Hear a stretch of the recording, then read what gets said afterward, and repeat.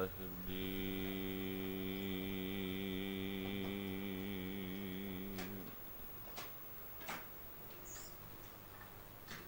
ਹੋ ਆਇਆ ਦੂਰੋਂ ਚੱਲ ਕੇ,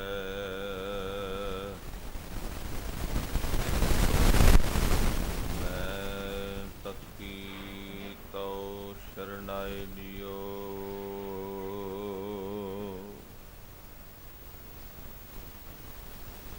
ਮੈਂ ਆਸਾ ਰੱਖੀ ਚਿਤ ਮੈਂ, ਮੇਰਾ ਸਗੋ ਦੁਖਵਾਏ ਦਿਓ।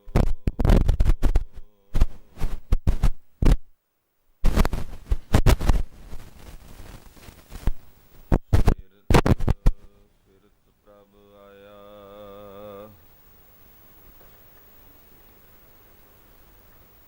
ਪਰਿਆ ਤਉ ਸ਼ਰਨਾਏ।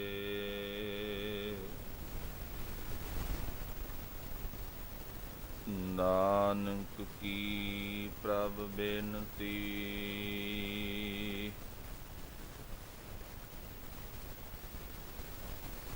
ਆਪਣੀ ਭਗਤੀ ਲਾਏ।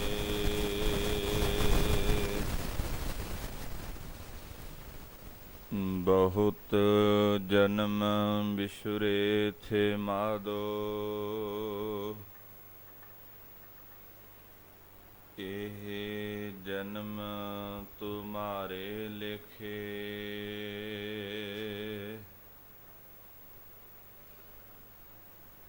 ਕਹਿ ਰਵਿਦਾਸ ਆਸ ਲਗ ਜੀਵਾਂ,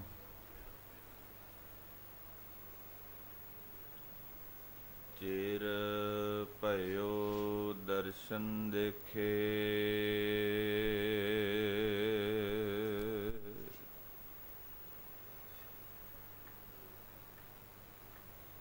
ਤੁਮਰੀ ਸ਼ਰਨ ਤੁਮਾਰੀ ਆਸਾ,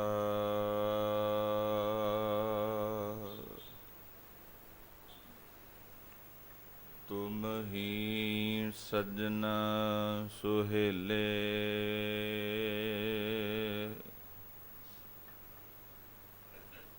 ਰਾਖੋ ਰਾਖਣਹਾਰ ਦਇਆਲਾ,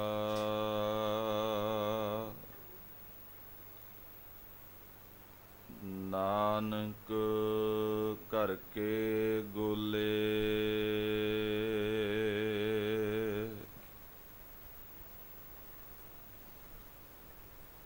ਤੈਂਡੀ ਬੰਦਸ਼ ਮੈਂ ਹੋਏ ਨਾ ਡਿਠਾ, ਤੂੰ ਨਾਨਕ ਮਨ ਭਾਣਾ।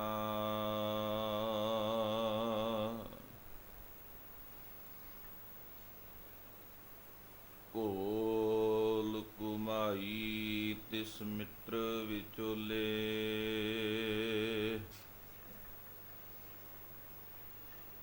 ਜੈ ਮਿਲ ਕੰਤ ਪਛਾਣਾ।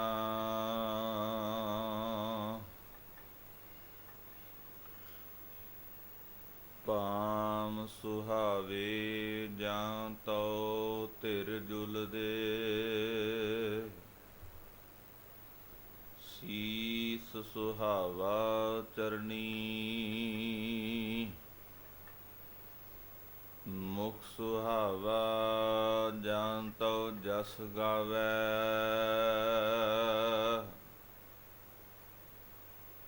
ਜਿਉ ਪਇਆ ਤਉ ਸ਼ਰਣੀ।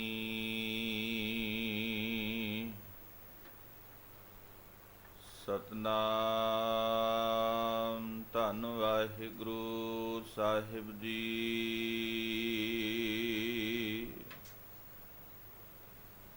ਭੈਰੋ ਮਹਿਲਾ ਪੰਜਵਾ।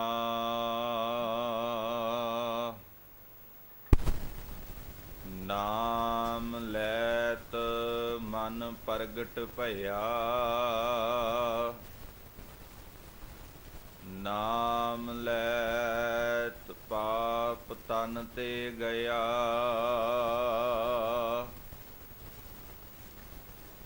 ਨਾਮ ਲੈਤ ਸਗਲ ਪੁਰਬਾਇਆ, ਨਾਮ ਲੈਤ 68 ਮਜਨਾਇਆ,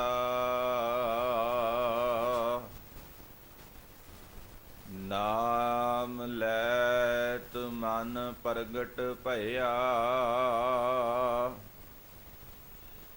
ਨਾਮ ਲੈਤ ਪਾਪ ਤਨ ਤੇ ਗਿਆ, ਨਾਮ ਲੈਤ ਸਗਲ ਪੁਰਬਾਇਆ,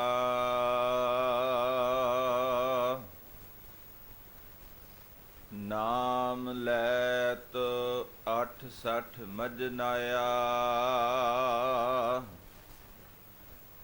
ਤੀਰਥ ਹਮਰਾ ਹਰ ਕੋ ਨਾਮ, ਗੁਰ ਉਪਦੇਸ਼ਿਆ ਤਤ ਗਿਆਨ ਰਹਾਉ, ਨਾਮ ਲੈਤ ਦੁਖ ਦੂਰ ਪਰਾਨਾ, ਨਾਮ ਲੈਤ ਅਤ ਮੂੜ ਸੁਗਿਆਨਾ, ਨਾਮ ਲੈਤ ਪ੍ਰਗਟ ਉਜਿਆਰਾ, ਨਾਮ ਲੈਤ ਛੁੱਟੇ ਜੰਜਾਰਾ, ਨਾਮ ਲੈਤ ਜਮ ਨੇੜ ਨਾ ਆਵੈ, ਨਾਮ ਲੈਤ ਦਰਗਾਹ ਸੁਖ ਪਾਵੈ, ਨਾਮ ਲੈਤ ਪ੍ਰਭ ਕਹੈ ਸ਼ਾਬਾਸ਼, ਨਾਮ ਹਮਾਰੀ ਸਾਚੀ ਰਾਸ, ਗੁਰ ਉਪਦੇਸ਼ ਕਹਿਓ ਇਹ ਸਾਰ, ਹਾਰ ਕੀਰਤ ਮਨ ਨਾਮ ਆਧਾਰ,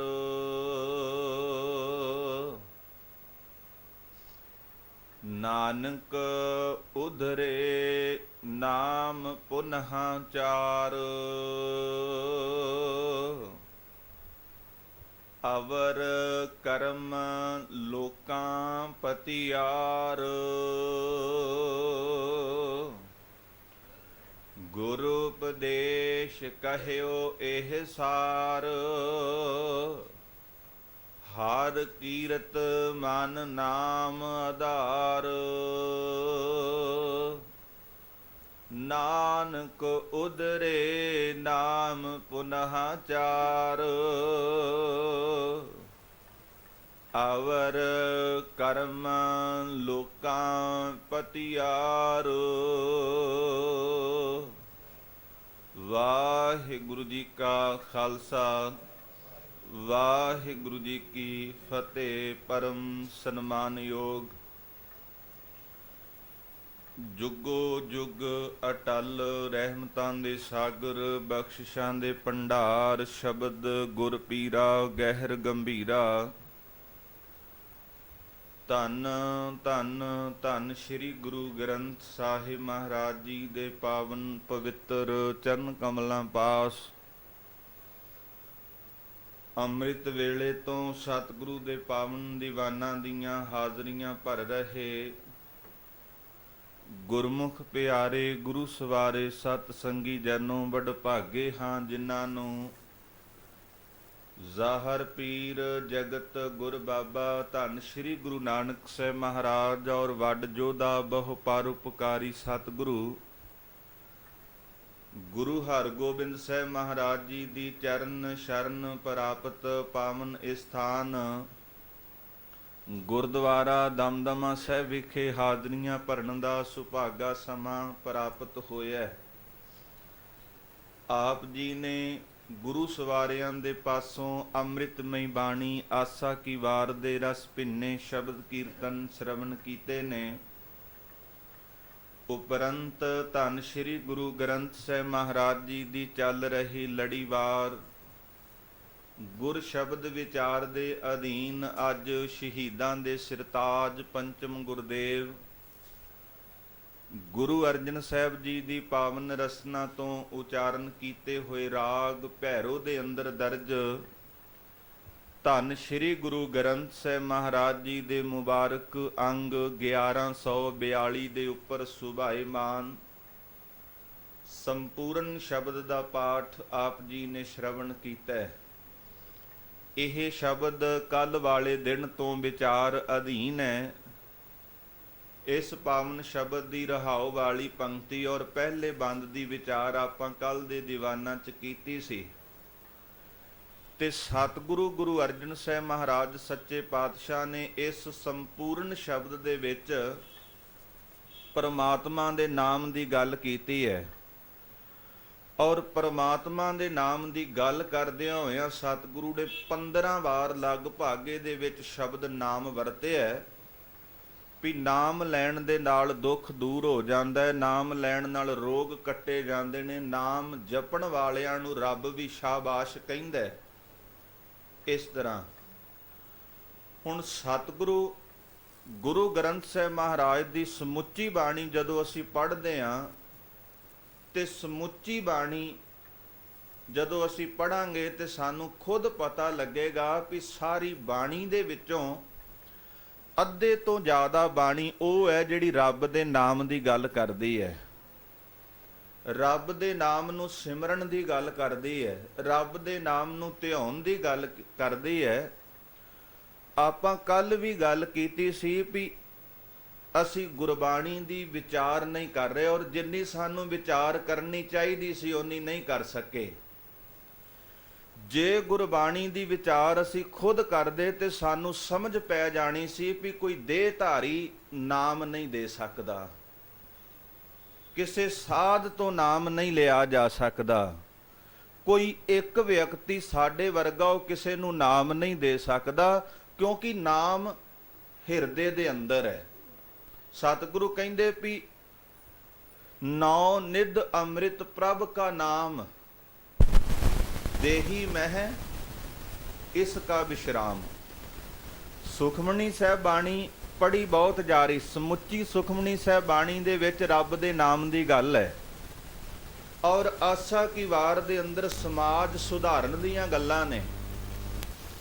ਅੱਜ ਤੁਸੀਂ ਕਿਸੇ ਵੀ ਬੁੱਧੀਜੀਵੀ ਦੇ ਨਾਲ ਗੱਲ ਕਰੋ, ਸਿਆਣੇ ਬੰਦੇ ਨਾਲ ਗੱਲ ਕਰੋ, ਜਾਂ ਅੱਜ ਦੀ ਭਾਸ਼ਾ ਦੇ ਅੰਦਰ ਆਪਾਂ ਕਹਿ ਲਈਏ ਵੀ ਕਿਸੇ ਬਾਬੇ ਨਾਲ ਗੱਲ ਕਰੋ, ਉਹ ਤੁਹਾਨੂੰ ਕਦੀ ਨਹੀਂ ਆਖਣਗੇ ਵੀ ਸਿੱਖੋ ਤੁਸੀਂ ਆਸਾ ਕੀ ਵਾਰ ਦਾ ਪਾਠ ਕਰਿਆ ਕਰੋ, ਆਸਾ ਕੀ ਵਾਰ ਨੂੰ ਵੀ ਵਿਚਾਰਿਆ ਕਰੋ। ਨਹੀਂ, ਉਹ ਕਹਿਣਗੇ ਵੀ ਸੁਖਮਨੀ ਸਾਹਿਬ ਬਾਣੀ ਦਾ ਪਾਠ ਕਰਿਆ ਕਰੋ, ਪਰ ਵਿਚਾਰ ਨਹੀਂ। ਪਹਿਲੀ ਗੱਲ ਵਿਚਾਰ ਦੀ ਹੈ। ਇੱਕ ਦਿਨ ਦੀਵਾਨ ਲੱਗਾ ਹੋਇਆ ਸੀ ਸ਼੍ਰੀ ਅੰਮ੍ਰਿਤਸਰ ਸਾਹਿਬ ਦੀ ਪਾਵਨ ਧਰਤੀ ਤੇ ਸਿੱਖ ਆਏ। ਉਹਨਾਂ ਸਿੱਖਾਂ ਨੇ ਆਖਿਆ ਕਿ ਸਤਿਗੁਰੂ ਬਾਣੀ ਪੜ੍ਹੀ ਦੀ ਹੈ ਪਰ ਬਾਣੀ ਵਿੱਚ ਮਨ ਨਹੀਂ ਲੱਗਦਾ। ਸਤਿਗੁਰੂ ਨੇ ਆਖਿਆ ਸੀ ਵੀ ਸਿੱਖੋ ਮਨ ਇਸ ਤਰ੍ਹਾਂ ਲਾਇਆ ਕਰੋ ਜਿਵੇਂ ਕਦੀ ਘਰ ਦੇ ਕੰਮ ਕਰਦਿਆਂ ਹੋਇਆਂ ਦੇਖਦੇ ਹੋ ਨਾ ਆਪਣੀਆਂ ਮਾਤਾਵਾਂ ਨੂੰ, ਆਪਣੀਆਂ ਭੈਣਾਂ ਨੂੰ, ਜੇ ਅੱਧਾ ਮਿੰਟ ਵੀ ਤਵੇ ਦੇ ਉੱਪਰ ਰੋਟੀ ਵੱਧ ਰਹਿ ਜੇ ਤੇ ਉਹ ਸੜ ਕੇ ਸੁਆਹ ਹੋ ਜਾਂਦੀ ਹੈ। ਘਰ ਦੇ ਕੰਮ ਕਰਨ ਲੱਗਿਆਂ ਕਦੀ ਬੰਦਾ ਵਿਸਲਾ ਨਹੀਂ ਹੋਇਆ। ਅੱਜ ਦੇ ਸਮੇਂ 'ਚ ਲੈ ਲਓ ਤੁਸੀਂ, ਜਦੋਂ ਨਾਮ ਜਪਣ ਦੀ ਗੱਲ ਆਉਂਦੀ ਤੇ ਸਾਨੂੰ ਕਿਹਾ ਜਾਂਦਾ ਹੈ ਵੀ ਤੁਸੀਂ ਅੱਖਾਂ ਮੀਟ ਕੇ ਨਾਮ ਜਪੋ। ਇਹ ਕਿੱਧਰ ਦਾ ਨਾਮ ਹੈ? ਬੰਦੇ ਨੇ ਪੈਟਰੋਲ ਪੰਪ ਤੇ ਜਾਣਾ ਹੋਵੇ ਤੇਲ ਪਵਾਉਣ ਵਾਸਤੇ, ਉੱਥੇ ਨਹੀਂ ਕਦੀ ਅੱਖਾਂ ਬੰਦ ਕਰਦਾ, ਉੱਥੇ ਧਿਆਨ ਸਿੱਧਾ ਮੀਟਰ ਵਿੱਚ ਹੈ ਵੀ ਕੀ ਰੇਟ ਹੈ, ਕਿੰਨਾ ਪੈ ਗਿਆ, ਕਿੰਨਾ ਮੈਂ ਪਵਾਇਆ ਔਰ ਕਿੰਨਾ ਪਾ ਦਿੱਤਾ ਹੈ। ਪਰ ਜਦੋਂ ਧਰਮ ਦੀ ਦੁਨੀਆ ਦੇ ਅੰਦਰ ਗੱਲ ਆਉਂਦੀ ਹੈ ਤੇ ਉਦੋਂ ਕਿਤੇ ਖਾਸ ਪ੍ਰਕਾਰ ਦੇ ਮਣਕਿਆਂ ਵਾਲੀ ਮਾਲਾ ਦੇ ਨਾਲ ਨਾਮ ਜਪਣ ਵਾਸਤੇ ਕਹਿ ਦਿੱਤਾ ਜਾਂਦਾ। ਇਹ ਮੈਂ ਨਹੀਂ ਕਹਿ ਰਿਹਾ, ਇਹ ਕਬੀਰ ਸਾਹਿਬ ਕਹਿ ਰਹੇ ਨੇ। ਕਬੀਰ ਜਪਨੀ ਕਾਠ ਕੀ ਕਿਆ ਦਿਖਲਾਵੇਂ ਲੋਏ, ਹਿਰਦੈ ਰਾਮ ਨਾ ਚੇਤਹੀ ਇਹ ਜਪਣੀ ਕਿਆ ਹੋਏ। ਕਬੀਰ ਜਪਣੀ ਕਾਠ ਕੀ, ਕਾਠ ਦਾ ਅਰਥ ਹੈ ਲੱਕੜ ਦੀ। ਕਬੀਰ ਜਪਣੀ ਕਾਠ ਕੀ ਕਿਆ ਦਿਖਲਾਵੇਂ ਲੋਏ। ਲੋਏ ਦਾ ਅਰਥ ਹੁੰਦਾ ਲੁਕਾਈ ਨੂੰ ਦਿਖਾਉਣਾ, ਵੀ ਮੇਰੇ ਵਰਗਾ ਕੋਈ ਧਰਮ ਹੀ ਨਹੀਂ। ਇੱਕ ਮਾਲਾ ਗਲ 'ਚ ਵੀ ਪਾਈ ਹੋਈ ਹੈ, ਇੱਕ ਗੁੱਟ ਨਾਲ ਵੀ ਲਵੇਟੀ ਹੈ, ਤੇ ਇੱਕ ਠਾ ਤੇ ਠਾ ਮਣਕਾ ਮਾਰ ਰਿਹਾ। ਕਬੀਰ ਸਾਹਿਬ ਕਹਿੰਦੇ ਕੋਈ ਫਾਇਦਾ ਨਹੀਂ, ਕਿਉਂਕਿ ਗੁਰਬਾਣੀ ਮਾਲਾ ਦਾ ਖੰਡਨ ਕਰਦੀ ਹੈ। ਤੁਹਾਨੂੰ ਇੱਕ ਵੀ ਪੰਕਤੀ ਲੱਭੀ ਹੋਵੇ ਨਾ ਗੁਰਬਾਣੀ ਦੇ ਵਿੱਚੋਂ ਵੀ ਕਿਤੇ ਸਤਿਗੁਰੂ ਨੇ ਰੱਬੀ ਬਾਣੀ 'ਚ ਜ਼ਿਕਰ ਕੀਤਾ ਹੈ ਵੀ ਕਿਤੇ ਮਾਲਾ ਦੇ ਨਾਲ ਵੀ ਨਾਮ ਜਪਿਆ ਜਾਂਦਾ ਹੈ, ਨਹੀਂ। ਜਿੰਨਾ ਕੁ ਦਾਸ ਨੇ ਗੁਰੂ ਗ੍ਰੰਥ ਸਾਹਿਬ ਮਹਾਰਾਜ ਦੀ ਬਾਣੀ ਨੂੰ ਸਟੱਡੀ ਕੀਤਾ ਹੈ ਔਰ ਪੜਨ ਤੇ ਵਿਚਾਰਨ ਤੇ ਪਤਾ ਲੱਗਾ ਵੀ ਇੱਕ ਵੀ ਪੰਕਤੀ ਮਾਲਾ ਫੇਰਨ ਦੇ ਹੱਕ 'ਚ ਨਹੀਂ, ਬਲਕਿ ਮਾਲਾ ਦਾ ਖੰਡਨ ਗੁਰਬਾਣੀ ਕਰਦੀ ਹੈ। ਇਸ ਕਰਕੇ ਗੁਰਬਾਣੀ ਜਦੋਂ ਪੜਾਂਗੇ ਤੇ ਉਦੋਂ ਪਤਾ ਲੱਗੇਗਾ ਵੀ ਗਲੀ ਜਿੰਨਾ ਜਪ ਮਾਲੀਆਂ, ਗਲਾਂ ਦੇ ਵਿੱਚ ਜਿਨ੍ਹਾਂ ਦੇ ਮਾਲਾ ਨੇ, ਲੋਟੇ ਹੱਥ ਨੇ ਬਾਗੋਏ ਹਰ ਕੇ ਸੰਤ ਨਾ ਆਖੀਆਂ ਬਨਾਰਸ ਕੇ ਠੱਗ। ਐਸੇ ਸੰਤ ਨਾ ਮੌਕੋ ਭਾਵੇਂ ਡਾਲਾ ਸਿਉ ਪੇਡਾ ਗਟਕਾਵੇਂ। ਜਦੋਂ ਗੁਰਬਾਣੀ ਪੜਾਂਗੇ ਤੇ ਸਾਨੂੰ ਗੁਰੂ ਨਾਨਕ ਸਾਹਿਬ ਮਹਾਰਾਜ ਆਸਾ ਕੀ ਵਾਰ ਦੇ ਅੰਦਰ ਕਹਿਣਗੇ ਵੀ ਸਿੱਖਾ ਆ ਖਿਆਲ ਰੱਖੀ ਪੜ ਪੁਸਤਕ ਸੰਧਿਆ ਬਾਦੰ ਸਿਲ ਪੂਜਸ ਬਗਲ ਸਮਾਦੰ ਮੁਖ ਝੂਠ ਬੇਭੂਖਣ ਸਾਰੰ ਤ੍ਰੈਪਾਲ ਤੇ ਹਾਲ ਵਿਚਾਰੰ ਗਲ ਮਾਲਾ ਤਿਲਕ ਲਿਲਾਟੰ ਦੋਇ ਧੋਤੀ ਬਸਤਰ ਕਪਾਟੰ ਜੇ ਜਾਣਸ ਬ੍ਰਹਮੰ ਕਰਮੰ ਸਭ ਫੋਕਟ ਨਿਸ਼ਚੋ ਕਰਮੰ। ਗਲ ਮਾਲਾ ਤਿਲਕ ਲਿਲਾਟੰ, ਇਹ ਮਾਲਾ ਵੀ ਵਿੱਚੇ ਆ ਗਈ। ਸਤਿਗੁਰੂ ਕਹਿੰਦੇ ਜੋ ਜਾਣਸ ਬ੍ਰਹਮੰ ਕਰਮੰ, ਬੰਦਾ ਜਾਣਦਾ ਵੀ ਮੈਂ ਰੱਬ ਦਾ ਕਰਮ ਕਰ ਰਿਹਾ, ਪਰ ਗੁਰੂ ਨਾਨਕ ਸਾਹਿਬ ਮਹਾਰਾਜ ਕਹਿੰਦੇ ਸਭ ਫੋਕਟ ਨਿਸ਼ਚੋ ਕਰਮੰ। ਕਹਿੰਦੇ ਇਹ ਨਿਸ਼ਚੇ ਤੌਰ ਤੇ ਜਾਣ ਲੈ, ਪੱਕੇ ਤੌਰ ਤੇ ਜਾਣ ਲੈ ਵੀ ਇਹ ਸਾਰੇ ਕਰਮ ਕਾਂਡ ਨੇ, ਫੋਕੇ ਕਰਮ ਨੇ।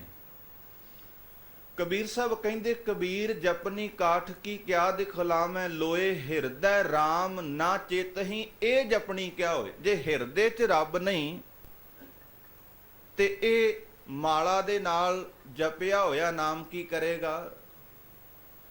ਕਿਉਂਕਿ ਜਦੋਂ ਰੱਬ ਨੂੰ ਸਿਮਰਨ ਦੀ ਗੱਲ ਆਉਂਦੀ ਜਾਂ ਧਿਆਉਣ ਦੀ ਗੱਲ ਆਉਂਦੀ, ਗੁਰਬਾਣੀ ਦੇ ਪਾਠਾਂ ਦੀ ਗੱਲ ਆਉਂਦੀ, ਤੇ ਅਸੀਂ ਗਿਣਤੀਆਂ ਮਿਣਤੀਆਂ ਕਰਨ ਲੱਗ ਜਾਂਦੇ ਹਾਂ। ਸਾਡੇ ਤੁਹਾਡੇ ਘਰਾਂ ਦੇ ਵਿੱਚ ਬੱਚੇ ਨੇ, ਭੈਣਾਂ ਭਰਾ ਨੇ, ਹਸਬੈਂਡ ਵਾਈਫ ਹੈ, ਪਰ ਇੱਕ ਮਾਤਾ ਪਿਤਾ ਆਪਣੇ ਪੁੱਤਰ ਦਾ ਪਿਆਰ ਦੇ ਨਾਮ ਨਾ ਲੈ ਰਹੇ ਨੇ। ਉਹ ਸਵੇਰ ਤੋਂ ਲੈ ਕੇ ਸ਼ਾਮ ਤੱਕ ਕਿੰਨੀ ਵਾਰੀ ਨਾਮ ਲੈ ਦਿੰਦੇ ਨੇ ਪੁੱਤਰ ਦਾ, ਪਰ ਮਾਤਾ ਪਿਤਾ ਨੇ ਕਦੀ ਨਹੀਂ ਗਿਣਤੀ ਕੀਤੀ ਵੀ ਅਸੀਂ ਪਿਆਰ ਨਾਲ ਪੁੱਤਰ ਨੂੰ ਕਿੰਨੀ ਵਾਰ ਬੁਲਾਇਆ ਹੈ। ਇਸੇ ਤਰ੍ਹਾਂ ਹਸਬੈਂਡ ਵਾਈਫ ਕਈ ਵਾਰੀ ਉਹ ਆਪਸ ਦੇ ਵਿੱਚ ਗੱਲਾਂ ਬਾਤਾਂ ਕਰਨ ਤੇ ਉਹ ਇੱਕ ਦੂਸਰੇ ਦਾ ਨਾਮ ਵੀ ਬੜੇ ਪਿਆਰ ਦੇ ਨਾਲ ਲੈ ਦਿੰਦੇ ਨੇ। ਭੈਣ ਭਰਾ ਉਹ ਇੱਕ ਦੂਜੇ ਦਾ ਨਾਮ ਲੈ ਲੈਂਦੇ ਨੇ। ਭੈਣ ਭਰਾ ਨੂੰ ਬੁਲਾਉਂਦੀ ਆ ਔਰ ਭਰਾ ਭੈਣ ਨੂੰ ਬੁਲਾਉਂਦਾ ਹੈ। ਮਾਤਾ ਪਿਤਾ ਆਪਣੇ ਪੁੱਤਰ ਨੂੰ ਬੁਲਾਉਂਦੇ ਨੇ। ਸਵੇਰ ਤੋਂ ਲੈ ਕੇ ਸ਼ਾਮ ਤੱਕ ਕਦੀ ਵੀ ਹਿਸਾਬ ਕਿਤਾਬ ਨਹੀਂ ਕੀਤਾ ਜਾਂਦਾ ਵੀ ਅਸੀਂ ਆਪਣੇ ਪੁੱਤਰ ਨੂੰ ਕਿੰਨੀ ਵਾਰੀ ਅੱਜ ਪਿਆਰ ਨਾਲ ਬੁਲਾਇਆ ਹੈ। ਪਰ ਹੈਰਾਨ ਤੇ ਉਦੋਂ ਹੋਈਦਾ ਜਦੋਂ ਧਰਮ ਦੀ ਦੁਨੀਆ ਦੇ ਅੰਦਰ ਗਿਣਤੀਆਂ ਮਿਣਤੀਆਂ ਕੀਤੀਆਂ ਜਾਂਦੀਆਂ ਵੀ ਅਸੀਂ ਆਪਣੇ ਮਾਲਕ ਨੂੰ, ਅਸੀਂ ਆਪਣੇ ਰੱਬ ਨੂੰ ਕਿੰਨੀ ਵਾਰ ਬੁਲਾਇਆ, ਕਿੰਨੀ ਵਾਰ ਉਹਦਾ ਨਾਮ ਜਪਿਆ। ਮਾਤਾ ਪਿਤਾ ਕਦੀ ਹਿਸਾਬ ਕਿਤਾਬ ਨਹੀਂ ਕਰਦੇ ਪਿਆਰ ਨਾਲ ਪੁੱਤਰ ਨੂੰ ਬੁਲਾਉਣ ਦਾ, ਪਰ ਬੰਦਾ ਰੱਬ ਦਾ ਨਾਮ ਲੈ ਰਿਹਾ ਔਰ ਹਿਸਾਬ ਕਿਤਾਬ ਹੋ ਰਿਹਾ। ਇਸੇ ਕਰਕੇ ਸਤਿਗੁਰੂ ਨੇ ਗੁਰਬਾਣੀ ਦੇ ਵਿੱਚ ਬਖਸ਼ਿਸ਼ ਕੀਤੀ ਹੈ ਵੀ ਸਿੱਖਾ ਤੇਰੀ ਜਿੰਦ ਨੂੰ ਆਸਰਾ ਹੀ ਨਾਮ ਦਾ ਹੋਣਾ ਚਾਹੀਦਾ ਹੈ। ਤੇਰੀਆਂ ਅੱਖਾਂ ਨੂੰ ਆਸਰਾ ਨਾਮ ਦਾ ਹੋਣਾ ਚਾਹੀਦਾ ਹੈ। ਤੇਰੇ ਕੰਨਾਂ ਨੂੰ ਆਸਰਾ ਨਾਮ ਦਾ ਹੋਣਾ ਚਾਹੀਦਾ ਹੈ। ਤੇਰੇ ਹੱਥਾਂ ਪੈਰਾਂ ਔਰ ਕੱਲੇ ਕੱਲੇ ਇੰਦਰੇ ਨੂੰ ਨਾਮ ਦਾ ਆਸਰਾ ਹੋਵੇ। ਇਸੇ ਕਰਕੇ ਹਜ਼ੂਰ ਨੇ ਆਖਿਆ ਵੀ ਜੀਅਰੇ ਓਲਾ ਨਾਮ ਕਾ। ਓਲਾ ਦਾ ਅਰਥ ਹੈ ਸਹਾਰਾ, ਆਸਰਾ। ਜੀਅਰੇ ਓਲਾ ਨਾਮ ਕਾ ਅਵਰ ਜੇ ਕਰਨ ਕਰਾਵਣੋ ਤਿੰਨ ਮੈਂ ਭਉ ਹੈ ਜਾਮ ਕਾ। ਅਵਰ ਜੇ ਕਰਨ ਕਰਾਵਣੋ, ਕਿਉਂਕਿ ਪਰਮਾਤਮਾ ਦੇ ਨਾਮ ਨੂੰ ਛੱਡ ਕੇ ਧਰਮ ਦੀ ਦੁਨੀਆ ਦੇ ਅੰਦਰ ਬਹੁਤ ਕਰਮ ਹੋ ਰਹੇ ਨੇ।